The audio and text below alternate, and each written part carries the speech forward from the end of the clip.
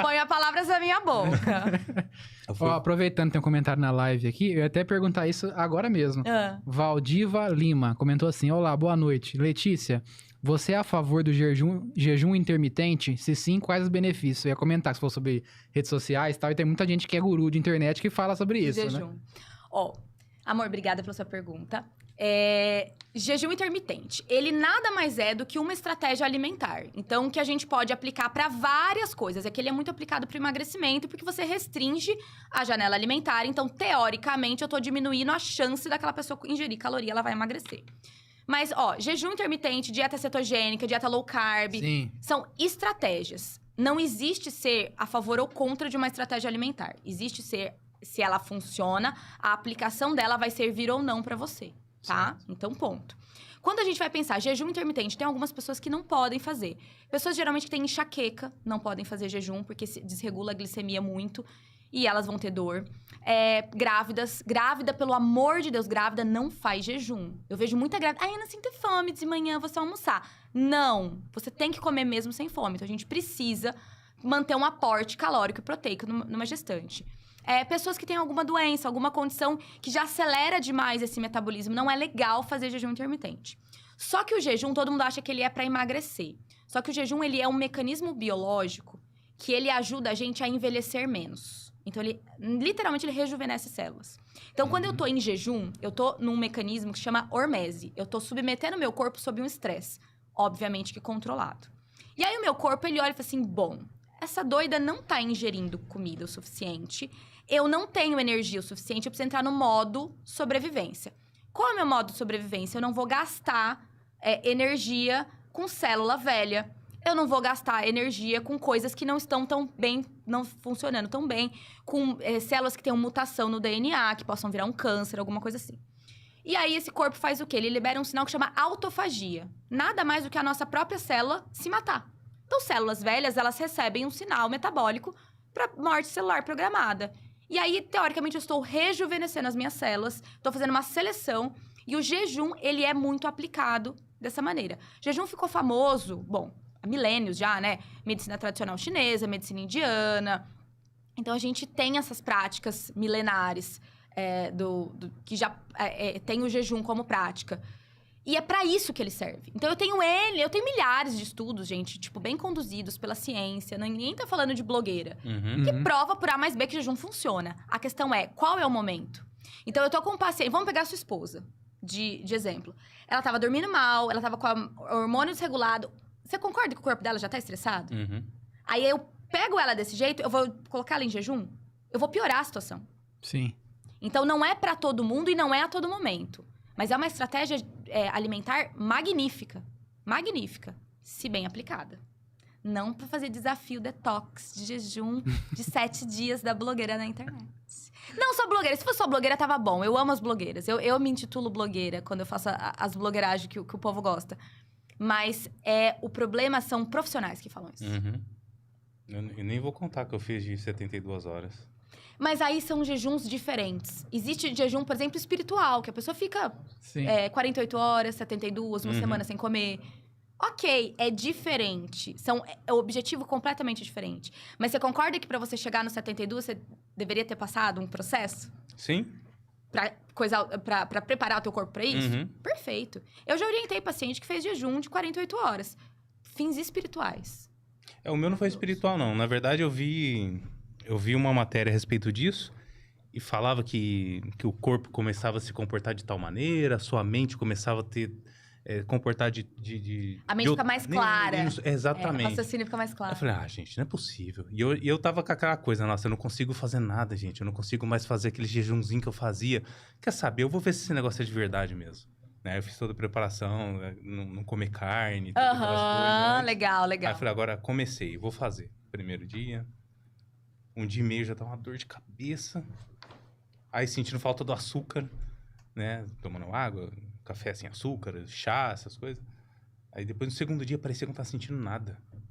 Era até estranho, porque eu não sentia fome. Porque o seu corpo, a gente precisa ser total flex. Nosso corpo, ele precisa ser capaz de metabolizar tanto carboidrato quanto gordura. tá? Então, quando a gente vai pensar, o porquê que a mente fica mais clara quando a gente tá fazendo jejum ou uma dieta cetogênica? Porque eu tô estimulando, eu tô ensinando o meu corpo a produzir energia a partir de corpos cetônicos, a partir de gordura. Então, o carboidrato, ele é muito mais fácil, ele é muito mais gostosinho pro nosso cérebro de produzir energia, né? Mais rápido. Mas a gordura, ela te mantém aquele nível de saciedade. Então, a partir do momento que você atingiu o estado de cetose, que é manter uma concentração X de corpos cetônicos, você não sente fome, porque você tem energia, você tá alimentado. A minha esposa até falou que meu hálito mudou. Exatamente. Existe uma dieta que chama Fast Mimic Diet, que é a dieta que imita o jejum. Então, você calcula com alguns alimentos, quantidade, qualidade, para esses alimentos manterem esses corpos cetônicos altos. E você tem os benefícios do jejum, mas em estado alimentado. Então, quando a gente pensa em jejum, eu tenho duas opções. O jejum metabólico, que é esse, que eu não quebro o meu jejum, que é esse que a gente faz. Então, você mantém a ingestão de água, de café, de chá, de bebidas que não elevam, né, a glicemia. E o jejum fisiológico, que é aquele que a gente faz para exame de sangue, para colonoscopia, que você não vai ingerir nada. Repouso gastrointestinal, são coisas diferentes. Repouso gastrointestinal só se você estiver doente. Jejum metabólico, aí a gente começa a conversar. Aí tem umas coisas legais de fazer. Legal. Entendeu? Mas tem essa diferença. E o interessante é que eu vi alguns comentários, as pessoas diziam que quando ia comer, parecia que estava comendo a melhor comida do mundo. Eu não senti isso. Paladar, pode ser. Quando você foi quebrar o jejum? Não senti. E, na verdade, o jejum que a gente fala é muito mais uma questão de... como você quebra o jejum e o que você tá comendo dentro dessa janela metabólica do que propriamente do tempo que você tá sem comer. E aí é porque senão você tá simplesmente passando fome. Sim. Você não tá fazendo jejum, você tá passando fome. Teu corpo, ele não tá absorvendo. Se você fez o jejum, vamos pensar que você fez um jejum de 18 horas. E aí você simplesmente quebrou o teu jejum com uma refeição de alta carga glicêmica. O que é isso? Muito carboidrato. Sua insulina foi lá pra cima. Glicemia foi lá pra cima. Tá, esquece, já perdeu o efeito metabólico do jejum. Sim. A refeição que quebra o jejum, ela é a refeição mais importante do processo todo. Então, tem que ser uma refeição de baixa carga glicêmica, ou seja, carboidrato integral, bastante vegetais, proteínas magras. Então, você também não vai estourar com uma carne vermelha extremamente gorda, marmorizada ali. Você não vai quebrar o jejum no churrasco, entendeu? Então, tem todo um jeitinho de fazer esse jejum, a quantidade de água e de estimulante que você pode ingerir, porque senão também dá efeito rebote, de ansiedade. Então, tem todo é bem diferente do desafio de 7 dias que a gente vê por aí. Você mencionou sobre quebra de jejum também, né? Eu lembrei de um caso que aconteceu comigo e alguns amigos. Você mencionou sobre a questão de jejum com fins espirituais, né? E eu sou cristão, né? Protestante. E eu lembro uma ocasião, alguns anos atrás, na qual eu e alguns amigos da igreja éramos todos jovens, assim, na casa de uns 16 a 20 anos. Todos amigos, tal, jovens. E nos desafiamos a fazer um jejum de 24 horas. Mas com fins espirituais mesmo, sabe? E aí, participamos, tal, e era durante a semana. Alguns trabalhavam, tal, não foi fácil não, assim, para nós que não tínhamos esse hábito. Mas aí participamos, fizemos essa campanha, esse jejum de 24 horas. E aí, eu lembro que nós íamos finalizar o jejum juntos lá na igreja, né? E ter uma refeição juntos e tal. E aí, naquela ocasião, eu lembro que nós preparamos... hot dog, né? Pão, filão. Ai, que tristeza! Que era o mais fácil que tinha ali pra fazer e tal. Era filão com salsicha com molho e tal.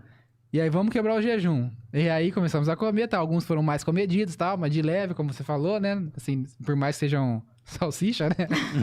mas indo mais de leve e tal. Se fosse um peixinho, tipo Jesus, entendeu? Multiplicou o peixinho, teria sido melhor. Uma sardinha com pão, entendeu? Não, uma coisa mais assim, mas tudo bem. Mas aí, outros já, alguns desses amigos, vou citar o nome pra não expor. Alguns desses amigos já pegou de monte, assim, comeu sei lá quantos pães. Nossa. Mas aí, tipo assim, né? Tudo bem que são razões espirituais, né? Mas acaba, assim...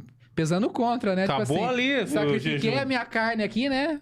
Por amor a Cristo, não sei o quê, mas na hora de quebrar o jejum, já chutando o balde. Mas você sabe que teve, depois da Primeira Guerra, agora eu não lembro se foi a Primeira ou se foi a Segunda Guerra, mas eu acho que foi a Primeira Guerra Mundial, que começou a estudar a síndrome de realimentação.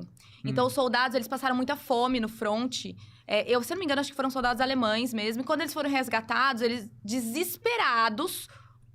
por comida, né? Tava todo mundo morrendo de fome. Sim. E aí, eles começaram a morrer depois. Algum tempo depois, eles começaram a morrer. E aí, na necrópsia, né? Na hora que foram começar a investigar, os estudos científicos viram que a alteração de glicemia, que o metabolismo alterou de um tanto de ter comido muito, que você não pode realimentar. Então, é a síndrome de realimentação. Então, o paciente, quando ele fica muito tempo em jejum para uma cirurgia, ou por qualquer razão precisa fazer esse repouso do trato gastrointestinal, você não pode comer muito e comer rápido. Porque o teu corpo, ele entra em colapso. Então, foi basicamente isso. Seus amigos, eles escaparam do... É claro que o jejum de 48 isso não acontece. Seriam de semanas, né? Então, pessoas desnutridas. Mas o ideal é a gente ir com... Caldo de ossos é uma maneira maravilhosa de quebrar o jejum.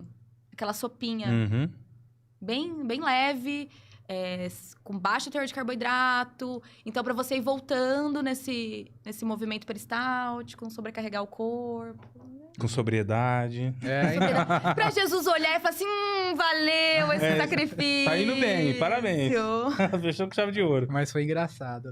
Eu acho que o Kelvin tava esse dia também, ele estiver ouvindo aí, ele vai lembrar. Foi engraçado.